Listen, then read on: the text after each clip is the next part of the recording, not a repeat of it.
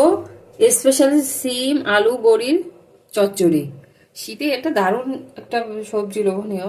উপকরণগুলি দেখো, এখানে কেটে রাখা সিম, আলু, বড়ি, মটরশুঁটি, দুটো টমেটো কুচি, দুরকম ভাবে পেঁয়াজ কাটা আছে।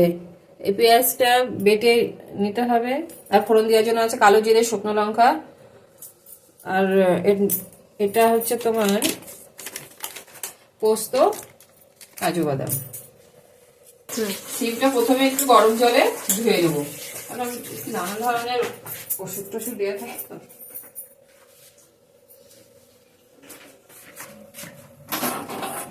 ভালো ভালোভাবে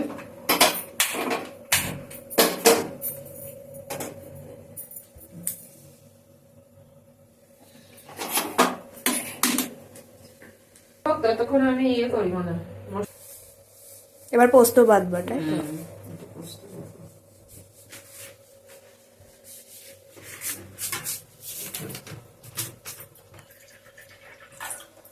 পোস্ত বাটা হয়ে গেলে তারপর কাজু বাদামটা বাদবি, পেঁয়াজ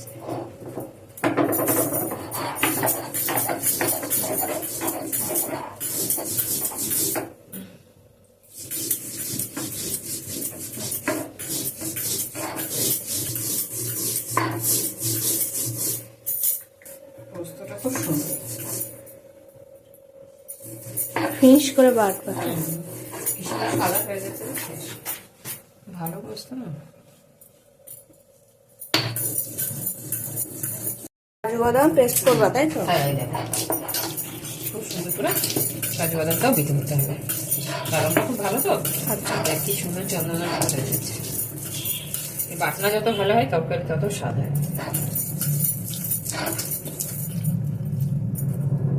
পোস্ত আর এটা একসাথে, তাই?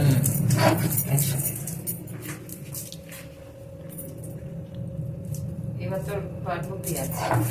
আচ্ছা, এটা তুলে নি। এবার পেঁয়াজ বাটছো।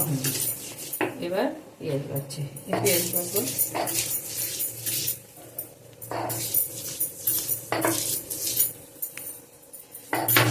এখানে ছোট ছোট দেখে দুটো পেঁয়াজ আছে।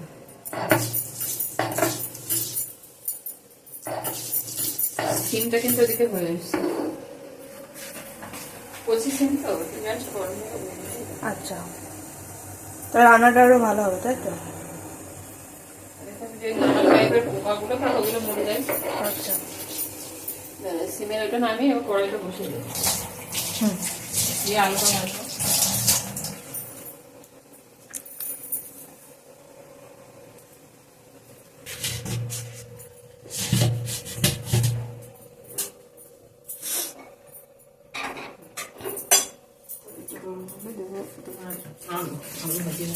আচ্ছা, কড়াইটা তো চকচক করছে।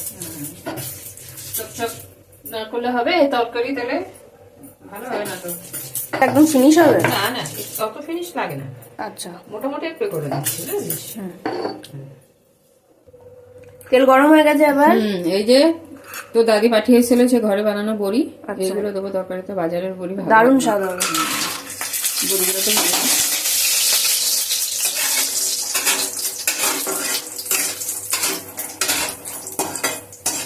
ঘরে বানানো বড়ির তো স্বাদই আলাদা।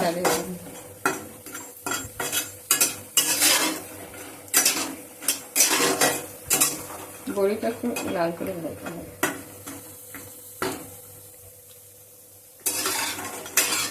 বড়িটা তো লাল হয়ে উঠেছে।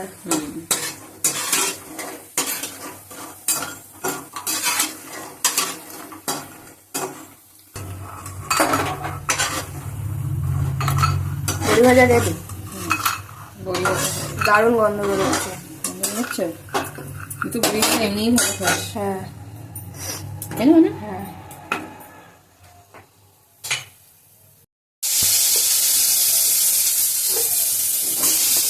ভালো করে ভেজে পরিমাণ মতো লবণ আর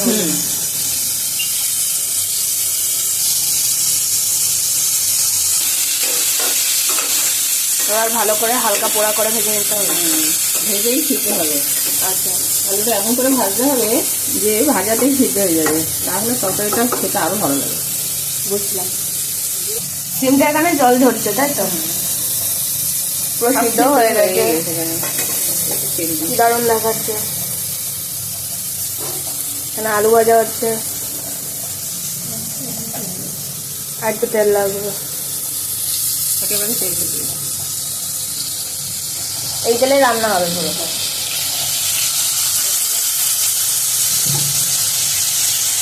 এরকম ঘরে তৈরি রান্না স্বাস্থ্যের জন্য তো ভীষণ ভালো, যেমন মুখের স্বাদ তেমন স্বাস্থ্যের পক্ষে ভালো। তাই ভাজা হয়ে এসেছে, কি সুন্দর দেখাচ্ছে। আলুগুলো হয়ে গেছে, এবার তুলে নেওয়া হবে। এবার সিমগুলো ভাজা হবে। সিমটা তো ধরো সিদ্ধ করাই আছে, এটা এর মধ্যে আবার দিলে হয়ে যাবে। সিমটা একটুখানি ভেজে নিই, ভেজে নিতে কোনো তরকারি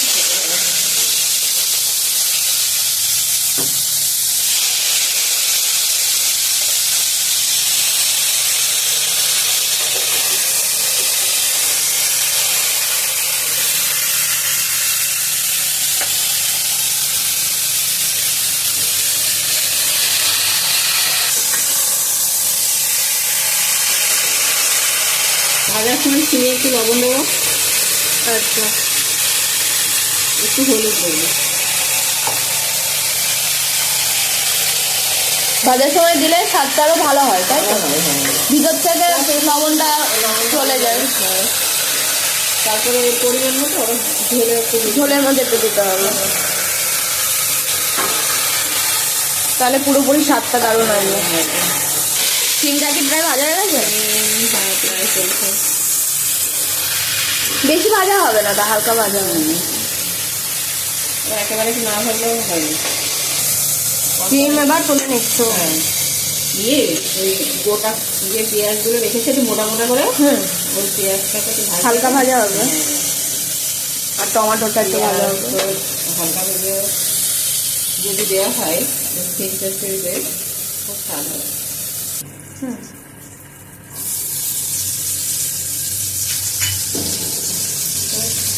বা লঙ্কা দেওয়া হবে? না, এইটা তুলে রেখে আচ্ছা, তরকারিটা চড়াতে হবে, ফোড়ন দিয়ে এক ফোড়নে চড়িয়ে নেবে, বুঝলাম। এই পেঁয়াজ ভাজার বন্ধু, কালো জিরে আর শুকনো লঙ্কা ফোড়ন দিলাম। সব রান্নায় তুমি কালো জিরে যদি খেতে পারো সেটা খুবই ভালো, বুঝেছো? এই তো ঠান্ডায় আরো বেশি খাওয়া দরকার এগুলো, একদম ঠান্ডা লাগা। এবার দেবো তো বেটে রাখা পেঁয়াজ।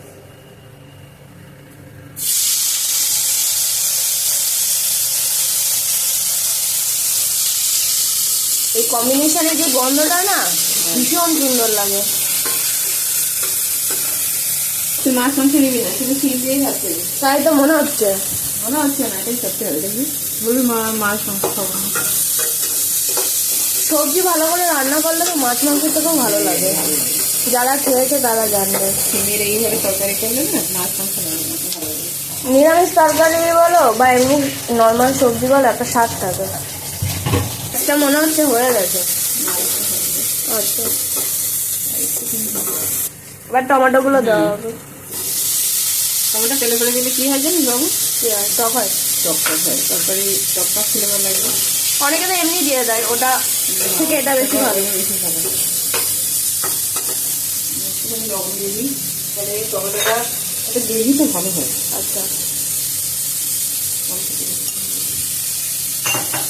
অনেকে সবজিটা টমেটো পছন্দ করে, অনেকে আবার পছন্দ করে না।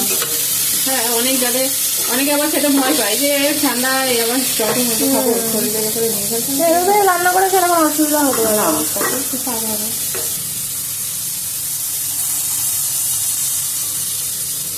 ডিম যা খাওয়া মনে হচ্ছে তো এবার মাছ মাংস সব ছেড়ে দিতে হবে।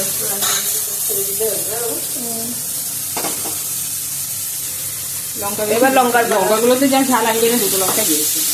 আচ্ছা, লঙ্কাতে কেমন ঝাল হবে সেইটা, আর কে কেমন ঝাল খেতে ভালোবাসে তার উপরে নির্ভর করে দিতে হয়। আবার তো চারটেও দিতে পারে। হ্যাঁ, ছোট দিতে যে একটু ঝাল ঝাল খেতে পছন্দ করে। আমি একটা শুকনো লঙ্কা তেলের করে দিয়েছি, আবার এখানে দুটো দিলাম, দেখছে না। এবার সিম যাবে এর মধ্যে। সিম আর আলু একসাথে।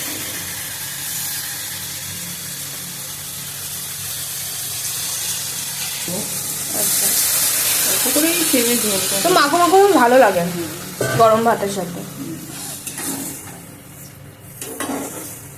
তো ফুটে আসলে এটা দিয়ে আর দেবো। কাজু বাদামের পেস্টটা। আচ্ছা, এখানে একটু লবণ হলুদ দিতে হবে। এটা মানে শেষ লবণ হলুদ এটা। জল দেওয়ার পরে এই যে আচ্ছা, দিয়ে নিতে হবে, তখন তো ভাজার জন্য দিয়েছিলাম। লবণ হলুদ দেওয়ার পরে একটু ফুটে আসলে আমি বড়ি দিয়ে দেবো। আগে ভেজে রাখা বড়িগুলো, আগের থেকে যে বড়িগুলো ভেজে রেখেছি, ভেজে রাখা বড়ি আর ওই পেঁয়াজগুলো, তাই তো হালকা ভাজা। পেঁয়াজগুলো আর একটু পরে নামানো লাগবে, আচ্ছা, তাহলে ফ্লেভারটা ভালো হবে। দেখতেও তো সুন্দর লাগছে। সেটাও ভালো লাগবে। দেখতে কত রকমের একসাথে সবজি দিয়ে। হ্যাঁ, একটু ফুটে এসছে সাইড থেকে দেখ। এবার আমি এটা দিয়ে দিই। দাও। এটা তো কাজু বাদাম আর পোস্ত বাটা। এবার এটা ভালো করে নাড়িয়ে নিয়ে ফুটে দিতে হবে একটু, যাতে আলু সিম এগুলো সিদ্ধ হয়। দেখতেও যেমন সুন্দর লাগে, খেতেও শীতকালে তো অসাধারণ খেয়েই লাগে। মজা না এগুলো, শীতকালে সবজি খেয়েই তো মজা। সিমের তরকারি মটরশুঁটি দিয়ে এরকম ভাবে খেতে, বাড়ির তৈরি বড়ি, হ্যাঁ, এই স্বাদের কোনো তুলনা বড়ি হয় না। মটরশুঁটি এই টমেটো। স্বাদের ভাগ হয় না। হ্যাঁ, প্রায় হয়ে এসছে। আচ্ছা, অনেকক্ষণ ধরে সিদ্ধ হবে। এবার উপর থেকে একটু ভাজা জিরে ছাড়িয়ে দেবো। বাড়িতে তৈরি জিরে। একদম একদম। আর আগের থেকে মোটা করে যে পেঁয়াজগুলো রেখেছিলাম হালকা ভেজে না, ওটা উপর থেকে দেবো। এটা খুব স্বাদ হয়। মুখে পড়লেই তো ভীষণ ভালো লাগে। সিম থাকতে একটা বোঝা যাবে না, অন্যরকম স্বাদের হবে। একটুখানি খেয়ে দেখবো? হ্যাঁ, একটু খেয়ে দেখি বাবু। কেমন লাগছে? খুব ভালো লাগছে না, টক টক বেশ, খুবই সুন্দর।